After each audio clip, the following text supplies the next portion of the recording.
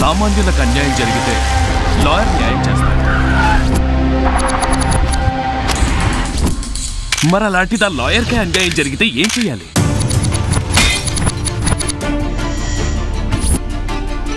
వంద మంది దోషులు తప్పించుకున్నా పర్వాలేదు, ఒక నిర్దోషికి శిక్ష పడకూడదు అంటారు. లాయర్గా సక్సెస్ అవ్వాలంటే బ్రెయిన్ లాజిక్ రెండే వాడాలి.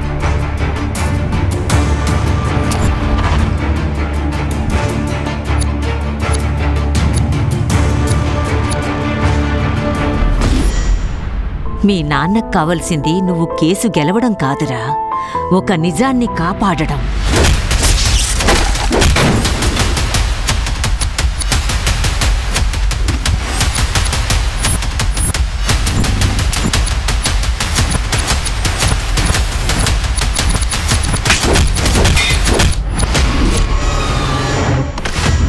అంకుల్, ఆ నల్ల కోట్ వేసుకోవాలంటే ఏం చెయ్యాలి?